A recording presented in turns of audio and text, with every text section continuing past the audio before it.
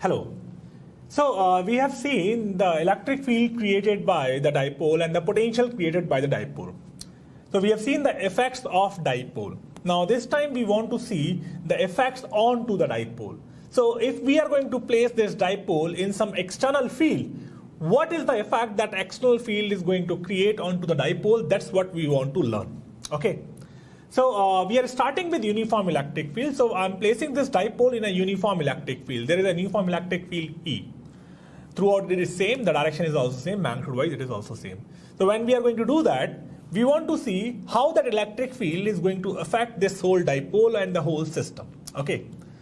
So this dipole consists two charged particles, and we know the external field always affect the charged particles. So obviously because of this field there will be force applied onto these charged particles. Let's show that forces. So the formula for force is Q times of E. That's the formula.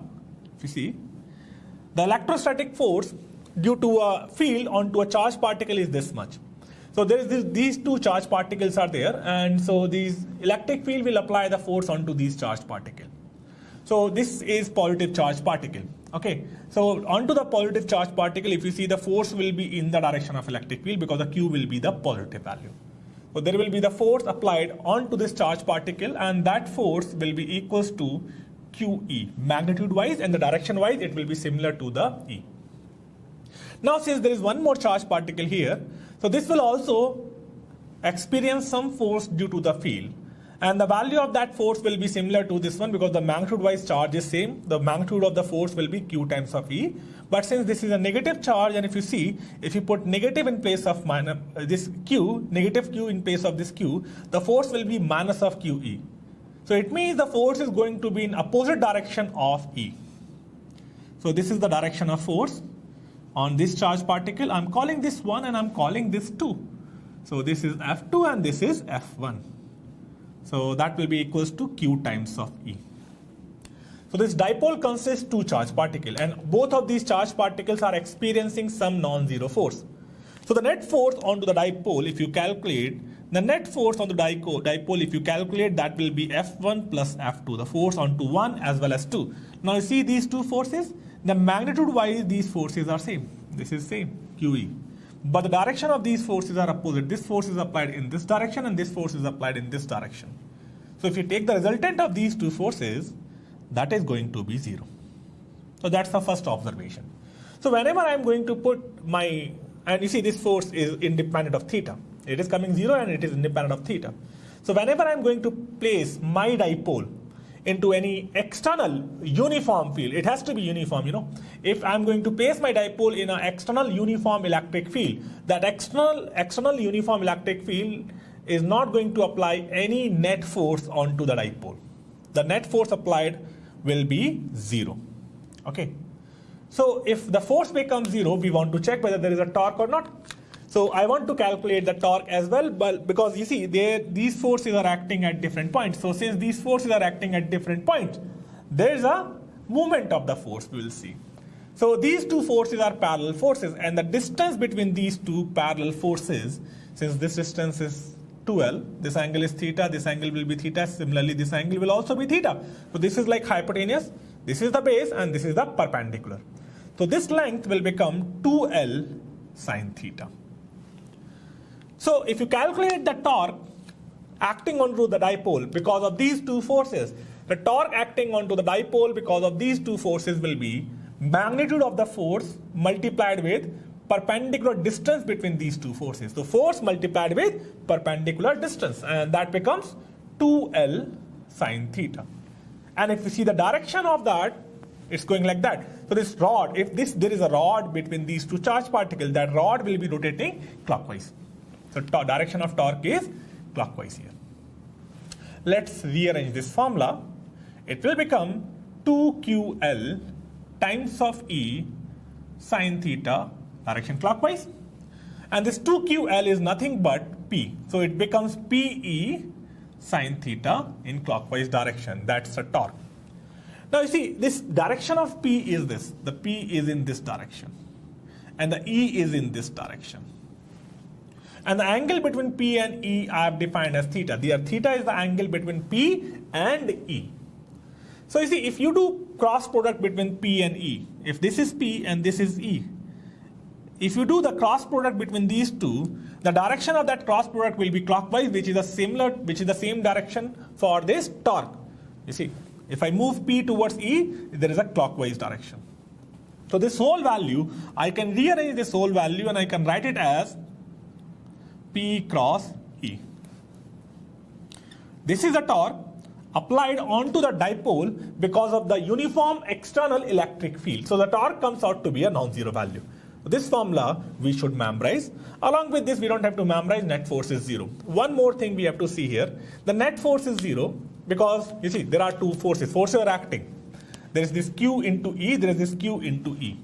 The Q will remain same because we are dealing with dipole, but the E at these 2 points, point 1 and point 2, is same because the electric field is uniform. Since electric field is uniform, and that's why the electric field at point 1 and the point 2 is same. If I'm going to place the same dipole in a non-uniform field, the force will not be 0. So this force is only 0. The net force acting onto the dipole will be non-zero if field is non-uniform. Okay, so this force becomes 0 only when the field is uniform. Torque is non-zero whether the field is uniform or non-uniform. Majority of cases, what happens? The dipole, generally the most common dipole for us is the atom. And we know the dimension of the atom. Atom's dimensions are very small.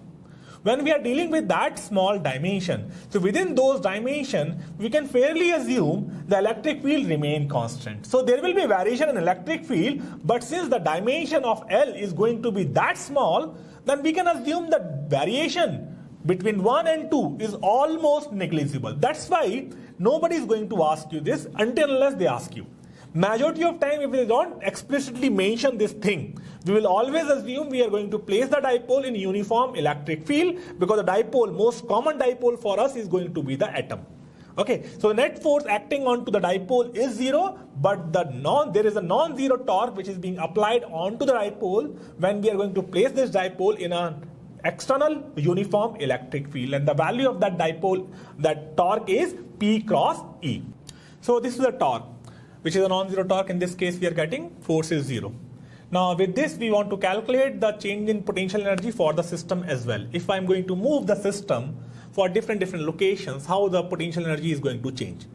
So we do have a relationship between the change in potential energy with the force, conservative force, that is this F dot dr minus of F dot dr is change in potential energy. But the thing is that F is 0. But the torque is non-zero in this case. So for the torque also we have a relationship. The relationship between the potential energy and the conservative torque is minus of tau d theta. Tau dot d theta. That's the equation, that's a formula for potential and change in potential energy and the conservative torque, which is this in this case. Okay, now let's calculate the potential energy change in this case. So this is my system. Initially it was having angle theta with the electric field. Now under the influence of some external force, we moved this system by further d theta angle. So here the d theta angle is in the clockwise direction. Here this angle d theta is in anti-clockwise direction, and you see the torque is acting in clockwise direction. So if I calculate the change in potential energy, that is minus of tau dot d theta. So first let's take the scalar product. So torque is in clockwise direction and d theta is in the anti-clockwise direction. So that will become tau d theta cos of pi. Because the angle between clockwise and anti-clockwise, clockwise means in this direction, anti-clockwise means outside. So between these two directions, if you see, this is one direction, this is another direction. Between these two directions, the angle is 180. That is pi. So cos pi is minus 1, minus will become positive.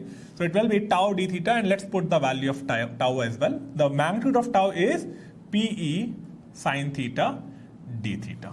So this is your du. Now let's integrate this. So upon integration, we are going to integrate this. So when we are going to change the angle, obviously this P is not going to change. The dipole moment depends upon the charge and the distance between the charges. As well as E is uniform, so this is also not going to change. So this P and E, we will take them outside of the integration sign. So it will be sine theta d theta.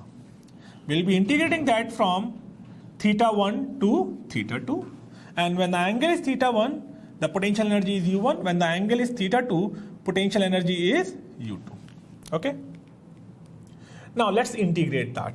So integration of du will give you U from U1 to U2. And the integration of sine theta will give you minus of cos theta from theta 1 to theta 2. Now let's put the values here. So it will be U2 minus U1 is equals to this minus, I will be taking it out. So PE cos theta 2 minus cos theta 1. Okay. So this becomes a formula for change in potential energy. So corresponding to two corresponding locations of this relative angles of the dipole with the E will get the two potential energies here. Okay. So this is U2 minus U1 is PE times of cos theta 2 minus cos theta 1. This formula we will always memorize. Okay. This formula one has to memorize. So this is the change in potential energy. We want the formula for absolute potential energy as well. And we already know to get the formula for absolute potential energy, we have to define the potential energy 0 somewhere. It's up to us. Like in case of Coulomb's law or potential energy due to charged particle, we used to define the potential energy 0 at the infinity. But in this case, it's a relative movement we are doing. We are giving it a angular displacement. So we have to define the angle corresponding to which we are going to define U1 0. So what I'm going to do here, corresponding to theta 1 is equals to pi by 2, I am going to define potential energy 0. Because see, when I am going for pi by 2, cos pi by 2 becomes 0. So this formula will become little bit attractive, little bit understandable, little bit easy as well. So this is the condition I am putting. So I am assuming when the angle between P and E is pi by 2. When the angle between P and E is pi by 2, at that time potential energy is 0. I am assuming that. So I will be putting that value, but before that, when the theta 2 is the general theta, I am assuming U2 is U theta. That's the general value I am assuming. Okay, so let's put those values. So it will be U theta minus 0 is equals to PE cos theta. There was this minus here. Obviously, I forgot about that. So minus of PE cos theta minus 0. So that becomes U theta is equals to minus PE cos theta. Okay, you can see this. So this is the formula. At the same time, this value, I can also write this value since P and E both are vector quantities. And when you see PE cos theta, that's the same value we get when we take the dot product between P and E. So this result, I am going to write it as U theta is equals to minus of P vector dot E vector. Okay. So this is the absolute potential energy, but we have assumed the potential energy 0 at pi by 2. So this is the general formula for potential energy, and this is the specific formula for potential energy. For these formulas, we have assumed the potential energy is 0 when the angle between P and E is pi by 2. Okay, so these are the relationship we got. So this is the effect on the dipole. There are two effects we have seen onto the dipole, one in terms of torque and one in terms of creation of potential energy. So when we are going to move this or rotate this system, rotate this dipole in this external electric field, there will be some work done. There might be some kinetic energy as well. So we can use these formulas to calculate, to use it in work energy theorem to get the values whichever the examiner is asking. Okay, thank you.